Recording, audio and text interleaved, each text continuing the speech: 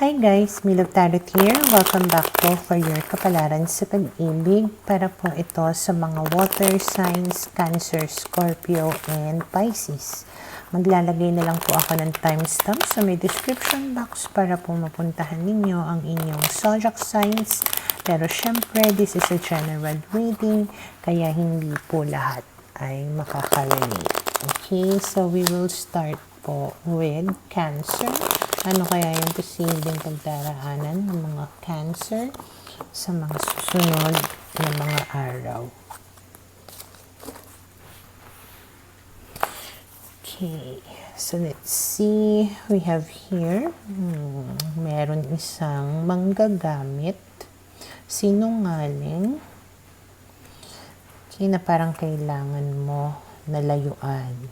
Okay. User, manipulator, lying, cheating, and then this one is being dishonest to you, that kailangan mo siyang layuan. Okay? So, we have here the Four of Cups. Alam ko na namimiss nyo itong tao na to, nangihinayang kayo kaya sa tao na to, lalo na kung itong tao na ito ay Aquarius. Okay, yun yung malakas yung energy. Namimiss nyo pa rin itong tao na ito. Pero you are better off single kasi kung hindi, baka ilang beses ka lang nitong ibebetray, sasaktan. Kasi parang ugali na talaga niya yung pagiging manggagamit niya at pagiging sinungaling or manloloko niya. Okay?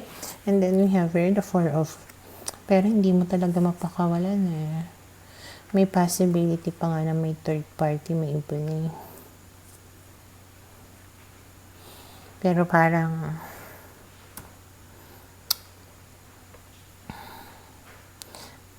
mas seryoso pa siya dun sa kabila. Parang mas pinaninindigan niya yung kabila kaysa sa'yo. Okay? And then we have here that then, kaya hindi mo mapakawalan. Some of you, pwedeng kasal na kayo nitong tao na to, kaya it's very hard for you. Okay, talagang pinaglalaban mo, pwedeng inaaway mo siguro or aawayin mo yung third party, ganyan. Pero nakikita ko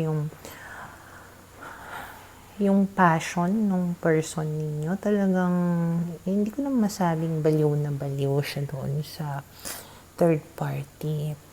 Pwedeng libog siguro or may naibibigay siguro sa kanya na excitement, kaya nahihirapan din siya na i-let go ito. But kahit na ganun, syempre, since ikaw yung legal, talagang pinaninindigan mo, ipinaglalaban mo. Okay? And then we have here the Knight of Pentacles and then Ace of Pentacles. In fairness naman to him, there will come a time na babalik nga yan sa'yo. Okay? Pero tingnan natin. Yeah. So, magkakaroon ng positive changes dito sa relationship na ito. But, matagal yung antayan mo. Okay? Kaya ang ano dito, wag mo munang antayin. Hayaan mo muna siya sa kanyang mga ginagawa. Mananawa din yan. And then siguro, magkakaroon siya ng realization na kayo talaga yung family niya or pwedeng mamimiss niya yung mga anak niyo or ikaw. Kaya siya babalik. Okay? Na parang handa na siya not to really commit to you and to be serious with you, and because of that, maaari nga na magkaroon ng mga positibong pagbabago sa relationship ninyo. But right now, yung energy nitong person ninyo is parang naglalaro pa, hindi pa siya ready to really settle down, to really be serious, to take responsibility. So, ini-enjoy niya pambababae niya or panglalalaki niya. Ganon. Kaya tipong, ang galing din mangbola nitong tao na to eh. Pwedeng nauutukan, some way naniniwala ka even though alam mo sa sarili mo na hindi naman totoo yung sinasabi niya, ganyan. So, babalik ako dun sa sinabi ko sa una na parang sa ngayon, kailangan mo munang layuan itong tao na ito. Kasi parang the more na pinaglalaban mo siya, the more na hinahabol mo siya, the more na lumalayo siya. Bigyan mo siya kumbaga ng panahon na ma-miss ka naman niya, na maisip naman niya kung ano yung nawala sa kanya. Kasi hindi niya yun maiisip hanggat nandyan ka. Okay? Kasi ang tatakbo sa isipan niya is, okay lang naman babae ako or manglalaki ako. Total, tatanggapin niya naman ako anytime. Nandyan lang yan, hindi niya ako kayang mawala. Ganon, okay? Kaya kong bulahin yun, kaya okay lang na gawin ko to. Okay, so ipakita mo rin sa kanya na hindi ka basta-basta, na dapat ikaw yung hinahabol niya. Okay, so for now siguro, kailangan mo muna siya na pabayaan. Okay? Kasi hindi mo yan mapipilit eh. Kasi pag ipinilit mo, baka mas lalo lang yan magluloko. Okay? Ngayon kung sasabihin mo, paano kung hindi bumalik? Di ibig sabihin, hindi ka talaga niya mahal. Diba? Mas maganda na yung bumalik sa'yo ng kusa, na hindi mo pinilit. At least doon, malalaman mo talaga na mahal ka niya. Okay? So, yun yung nakikita ko na posible mangyari sa mga Cancer. Para sa mga Scorpio, okay? So, let's see, ano kaya yung posibleng pagdaraanan ng mga Scorpio sa mga susunod na mga araw. Okay, so we have the King of Cups, the Four of Pentacles, the Death card, and then the Ten of Pentacles. So may King of Cups dito, energy of a Scorpio. Okay, yun lang yung malakas yung energy. This person, mahal ka naman nitong tao na ito, somehow hindi ka rin niya ma-let go. Okay? Maaaring meron na kayong family nito. At hangad niya, kumbaga, na magkaroon ng magagandang pagbabago sa relationship ninyo. Or ready siya na magbago para sa inyo. Okay? Or para sa iyo. Kasi nga, mahal ka pa rin naman niya. Okay? And then we have the Page of Pentacles. So, kung hindi kayo nag-uusap nitong tao na to, malaki yung possibility na mag-reach out siya sa'yo. Okay? Maaari kasi na natauhan na siya. Okay? And then, we also have the Wheel of Fortune, which talks about, again, changes. So, dalawang cards na yung nagsasabi na magkakaroon ng pagbabago. Okay? Pero ikaw, medyo Queen of Swords. Maybe, pag nag-reach out to sa'yo, susungitan mo. Pwedeng ganun eh. Okay? Kasi siguro, medyo hindi mo pa rin siguro siya napatawad o hindi mo pa rin nakalimutan kung ano yung ginawa niya sa'yo. Okay? Kaya, pwede kang magmatigas eh. Siguro, kailangan niyang ipakita talaga sa'yo na magbabago na siya instead of telling you lang. Okay? And then we have the Eight of Pentacles. So, ayun, talagang mag-e-effort siya. At makikita mo yung pagiging seryoso niya doon sa pagbabago. Okay? And then, dalawang card na dito yung nagsasabi na nagkaroon siya ng tawag nun? Natauhan siya. Okay?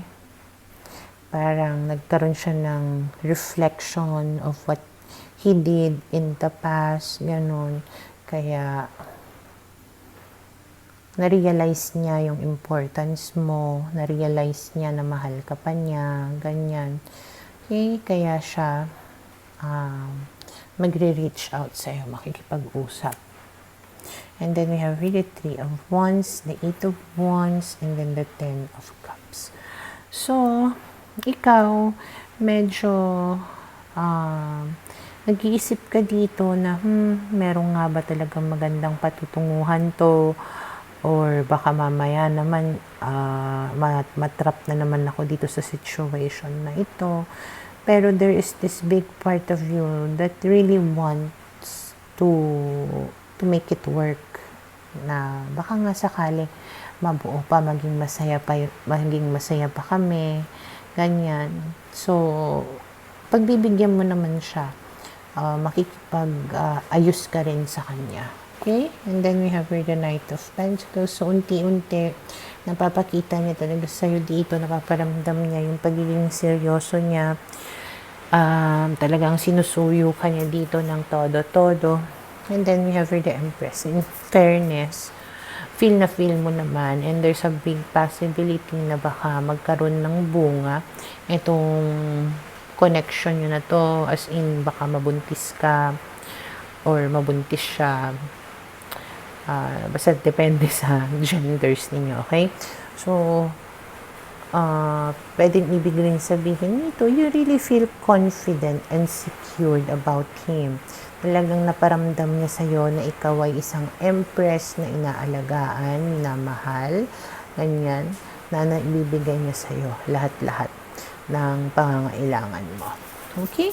So, yun yung nakikita ko na posibleng mangyari sa mga Scorpio. Para sa mga Pisces, okay, let's see, ano kaya yung posibleng mangyari sa mga Pisces sa mga susunod na mga araw.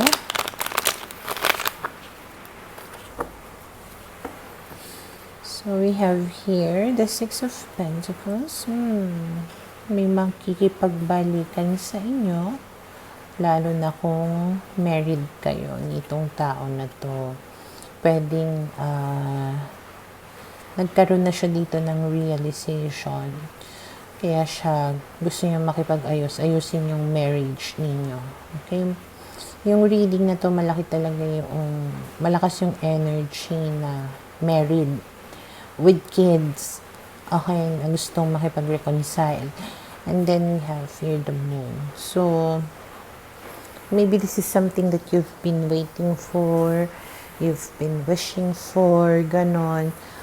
At pwedeng isa sa mga na-realize niya mali yung nagawa niyang desisyon before.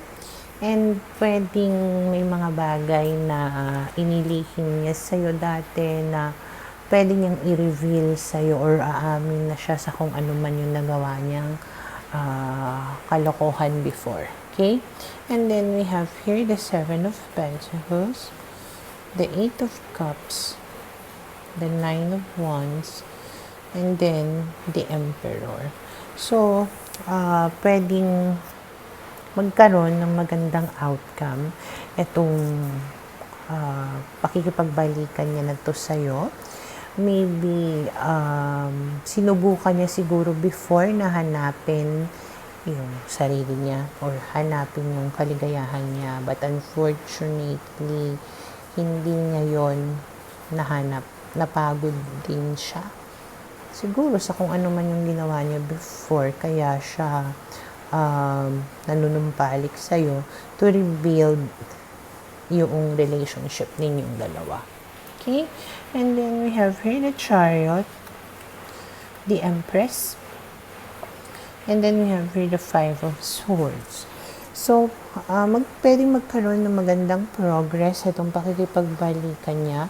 Pwedeng maiparamdam niya sa'yo yung pagmamahal niya, yung pag-aaruga niya, ganun. What else? Hindi ko lang alam kung kung bakit merong 5 of Swords dyan. Maybe it's saying na along the way, pwede pa rin naman kayong makaranas ng conflicts, pero kumbaga mas mangingibabaw yung happy moments ninyo kaysa doon sa conflict. Kaya kahit na meron kayong hindi pagkakaunawaan, hindi yun enough to make you feel insecure. Okay? Or pwedeng along the way, nahaayos ninyo kung ano man yung mga differences ninyo or kung ano man yung mga hindi nyo mapagkasunduan. Okay? And then we have here the Devil. And then the Nine of Pentacles. And then we have here the Justice card. So, binibigyan niya ng hustisya yung relationship ninyo.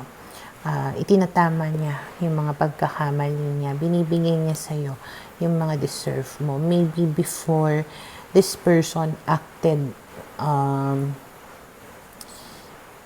parang na-tempt siya before nagawin yung mga bagay na hindi niya dapat gawin. Pwedeng nagbuhay binata or buhay dalaga siya, ganyan. Naging mabisyo siya before, in-enjoy niya yon. And then, siguro ngayon, ready na siya na magbago, okay? To give justice, to make things right with you. Okay?